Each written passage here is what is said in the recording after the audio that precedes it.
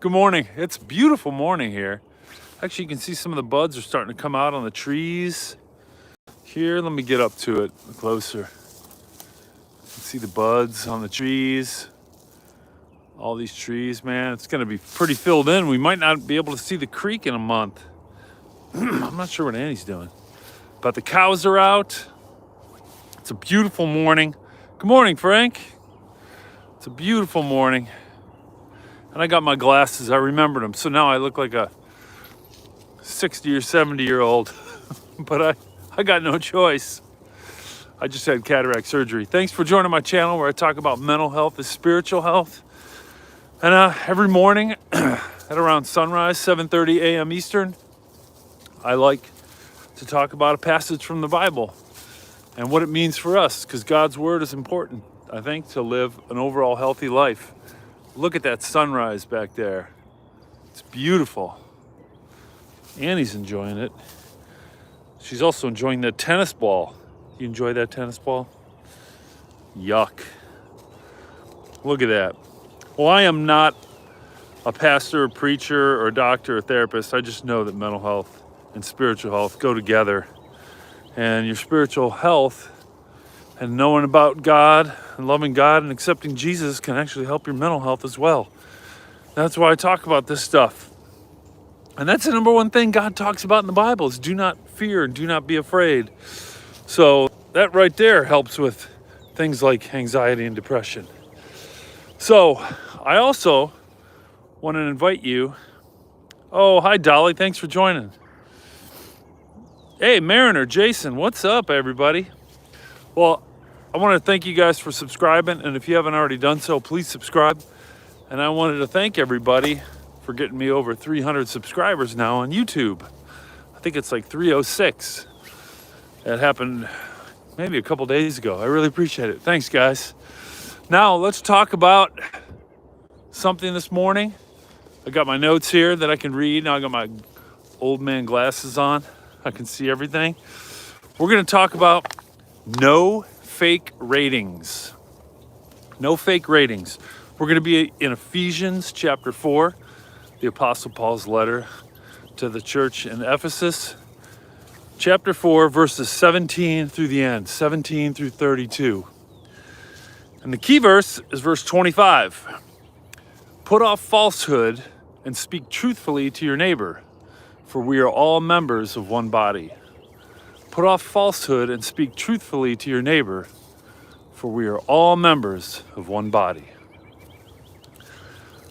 He also talks about different things in here, like do not let any unwholesome talk come out of your mouths, but only what is helpful for building others up according to their needs, that it may benefit those who listen.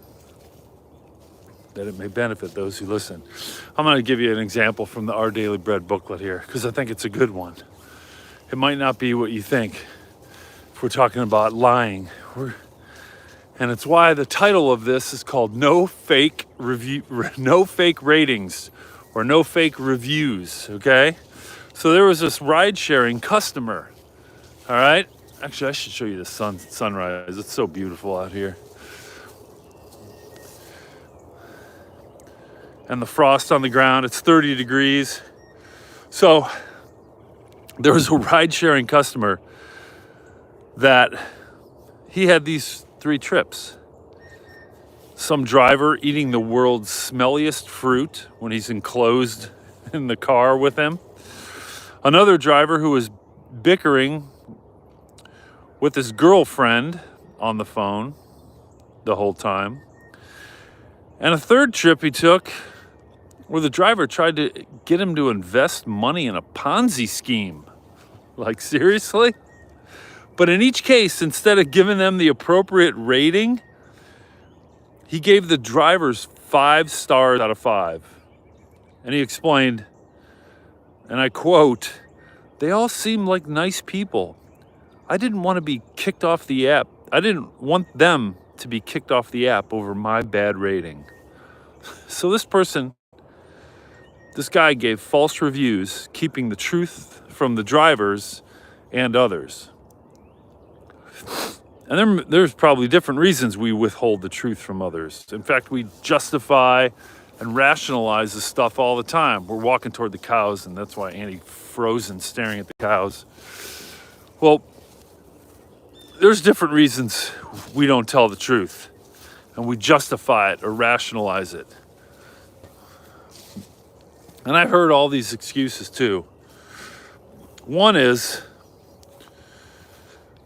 lying is sometimes a lie is easier to believe than the truth. Sometimes a lie is easier to believe than the truth. And here's another one. I think it's better to lie if it's for the greater good. Well, that means it's a lie based on your subjectivity, I guess. And then the third reason to lie is fear, fear of what other people might think, fear that your comment might get someone booted off an app, I guess. I don't know. There's all kind of justifications and rationalizing for lying. But the Apostle Paul encouraged the Ephesian believers to speak truth in love to one another as new creatures in Christ, speaking truth to one another. It required cultivating habits of, and I quote from Ephesians 4:24, righteousness and holiness, living lives that were set apart for him and that reflected his ways. They're supposed to replace lying with telling each other the truth, because lies divide and disrupt, while truth unites us as believers. He wrote from verse 25, each of you must put off falsehood and speak truthfully to your neighbor, for we are all members of one body. Now, Jesus empowered us with the courage to resist lying and give one another fake ratings, things that can disrupt our unity. But living a life of love will lead to sharing kind and compassionate expressions of truth. I don't know. We've all lied, right? There's no getting around it. I'm sure we've all lied. The driver sounds like me, Jason. That's funny. Yeah, that's true, Mariner. You could have just not rated them. Just not say anything as opposed to lying. I think I talked about that on another live when it was a similar topic. I think maybe it's better to just say nothing than to lie.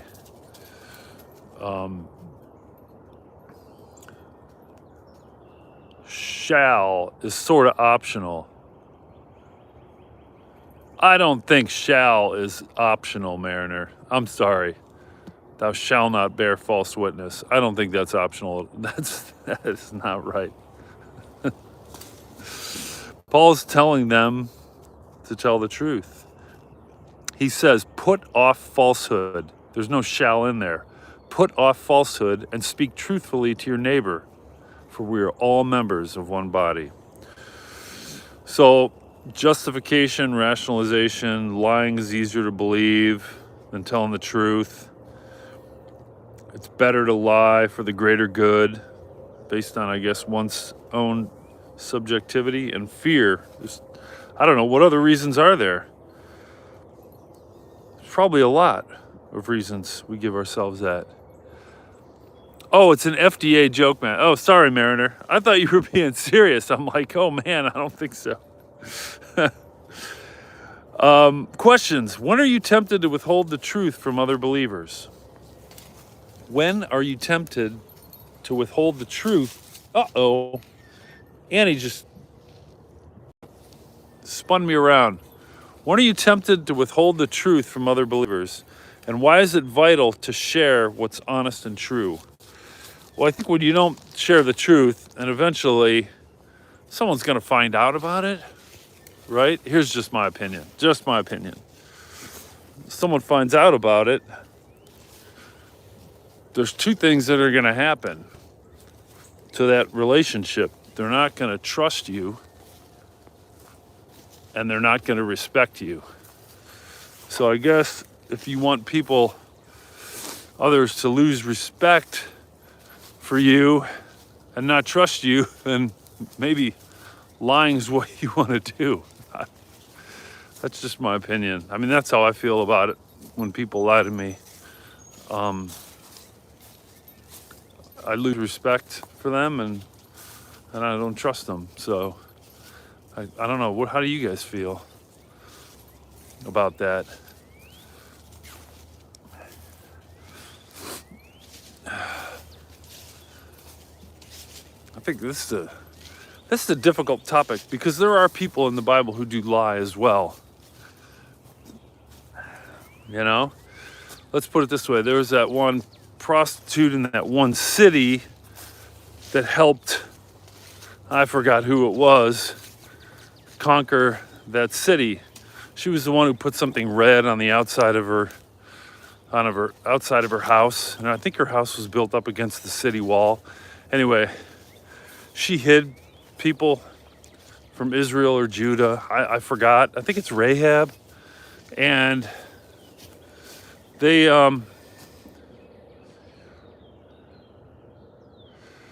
take people at their word until they prove you otherwise. That's true. That's true. I agree, Frank. But there are examples of lying that aren't looked upon as bad in the Bible, which is why this is a tough topic. You know, Rahab, the one prostitute from that one city, putting that red thing on her house to protect her and the people in the house when they invaded. You know, she lied to her own people, but she's saving her own life in a way. I don't know. It's tough. Hey, Olivia.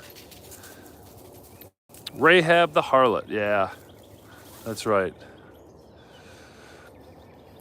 Look at the cows over by the trees. So, you know, I struggle with this one, but it's pretty clear that God doesn't want us to lie, considering all the commands he gives us in the Bible regarding that, including one commandment. It's tough.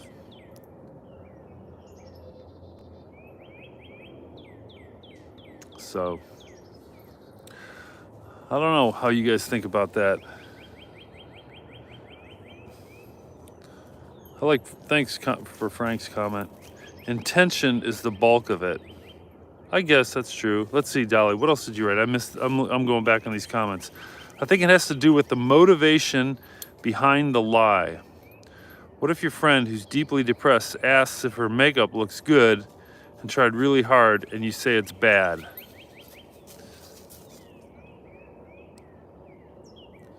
That's true. Or maybe you can help them. I don't know. But that's true. Yeah, that's another example, Dolly, of where it may be all right. Yeah, if it's a serious matter, people feel betrayed for sure. For sure.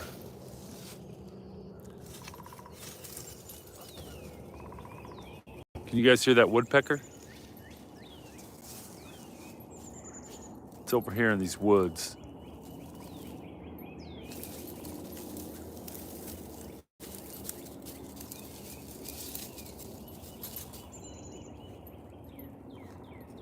Loud woodpecker. Yeah, it's pretty out here this morning. It's calm, it's nice. It's cold, it's 30. You can see my breath. But there's no wind, and it's sunny, so it feels nice. Woodpeckers are groovy, that's a great word. They're groovy, putting grooves in the trees. Jason, 98% of Ohio looks like this. I don't know how much, what is the percent, but it's pretty large percent. When you drive Interstate 71 from Cleveland to Cincinnati, you know, you're kind of, once you get out of Cleveland, Akron, Canton area, there's nothing till you hit Mansfield, which is a small city an hour away from Cleveland. and then you go another hour and hit Columbus, and then you got to pretty much drive all the way to Cincinnati before you see anything. So you might be right. Yeah, this is Columbus, Ohio, Andre.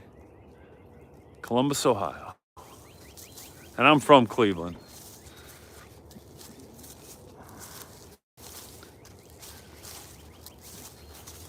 And I was once married to someone from Cincinnati, so I'm very familiar with making that drive, I-71, up and down across the state. Trying to see everybody on the same holiday, weekend or something. We stopped doing that. That was brutal. Traveling wheelberries.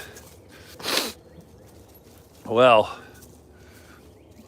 it's really pretty out.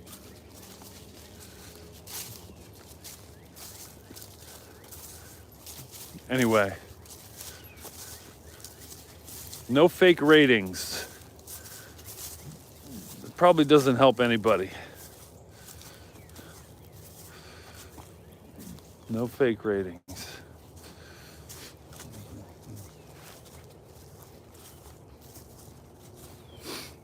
Let's see. 71 at the end of the line. Oh, yeah. You probably live near 71, Olivia, don't you? But in Kentucky area. I don't know what happened to Annie. Hey, thanks for subscribing, Andre. I appreciate it. Okay, this is Dolly. I'm actually able to read for some reason. You told your daughter a dragonfly would bite her ear if she lied, and she said I was making it up.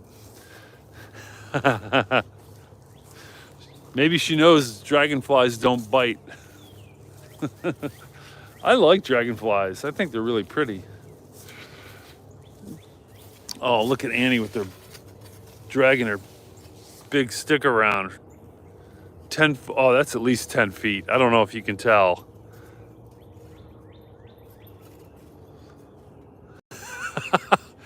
Come on, Annie, let's go. Get your stick. Get her. She picked it up from the heavy end and tried to carry it all the way.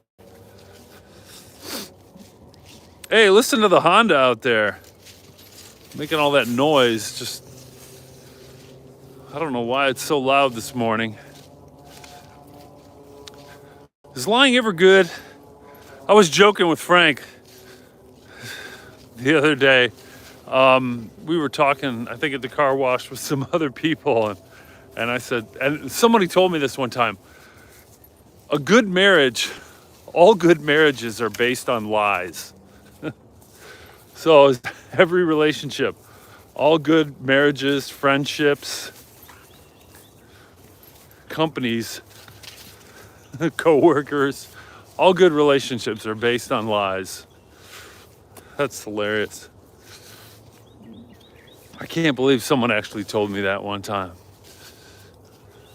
But I guess maybe they're thinking about what Dolly was saying, like if someone's really depressed and down and they don't look very good and ask you if they look good, maybe you're going to tell them they look good. I don't know.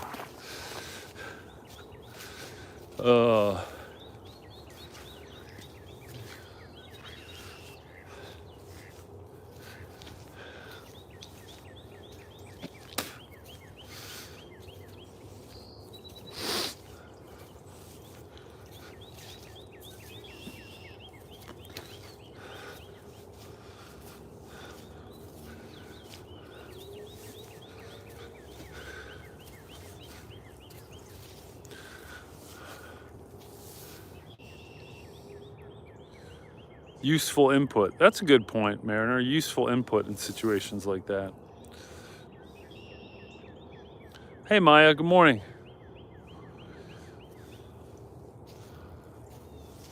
I like that, Mariner. Oh, cool. I might do this and this different, though.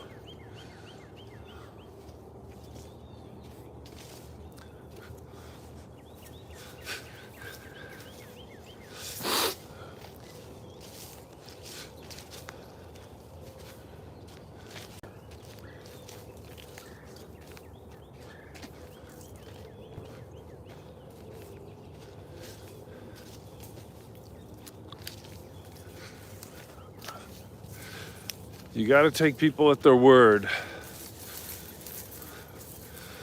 If someone says they're going to do something, yeah, they should do it. If they understand what they're supposed to do and they said they would do it, yeah, they should do it. Thinking about Frank's comment, you know. But if they didn't know what they were supposed to do,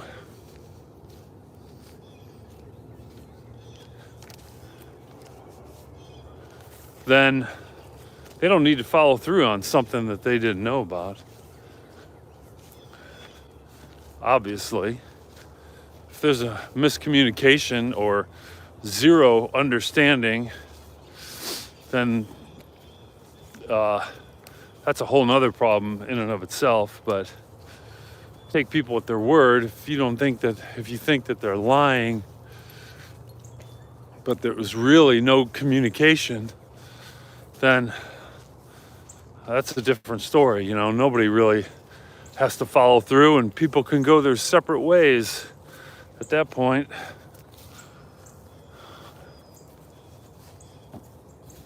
I just think about it. It's an interesting topic. You know, there are some gray areas, and it's tough. There is some lying in the Bible. Now, Jesus isn't lying, but humans are. And there are a lot of difficult situations, even though it's commanded to us.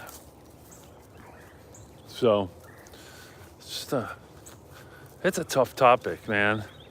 Even when they preached on this topic a couple weeks ago, because we just went through Exodus and all the 10 commandments, one by one each week. I don't think he had a nice 30-minute sermon and it was good, but he didn't address any of the difficulties whatsoever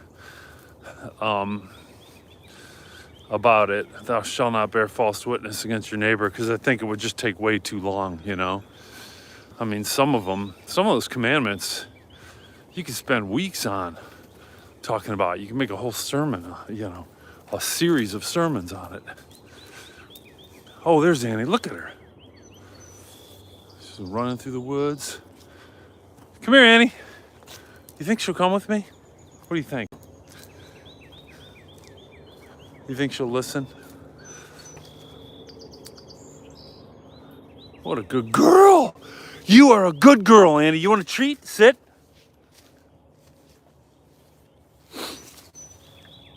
Sit. Good girl. Okay, heel. Let's see if she does it without the leash. All right, guys.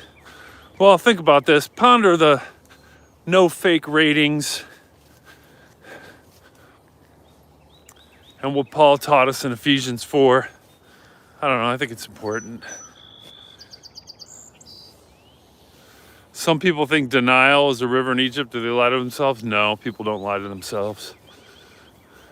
People don't lie to themselves. They do. Actually, some people do. Hey, come here, Annie. Come here. All right, everybody. I hope you have a great day. We'll see you tonight, hopefully. Peace.